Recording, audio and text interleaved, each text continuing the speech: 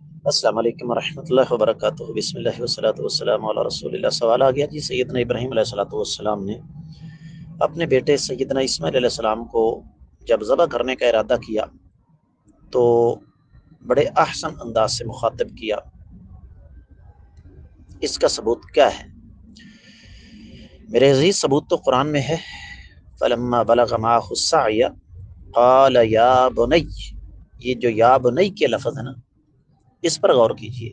یہ نہیں کہا یا ابنی، اے میرے بیٹے۔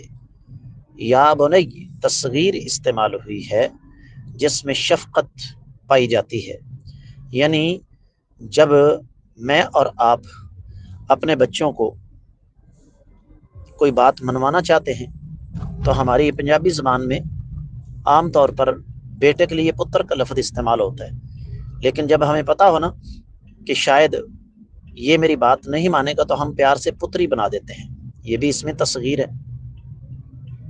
تو بالکل اسی طریقے سے یہ جو الفاظ ہیں نا، یا بنی، اے میرے پیارے بیٹے، یا آپ اپنی زبان میں اس کا ترجمہ کر لیں اے میری پتری، تو یہاں آ کے بات بالکل واضح ہو جاتی ہے۔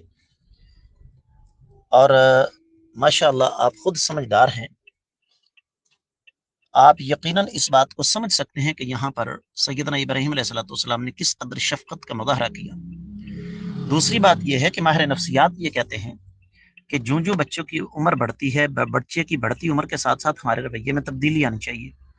کیا خیال ہے جس انداز سے میں 10 12 یا 15 سال کے بچے کو بلا سکتا ہوں، ٹریٹ کر سکتا ہوں، کیا اپنے شادی شدہ بیٹے کو اس انداز سے بلاؤں گا؟ یقینی طور پر نہیں۔ میں امید کرتا ہوں کہ آپ کو سمجھ آ گئی ہوگی۔ واللہ تعالی اعلم بالصواب۔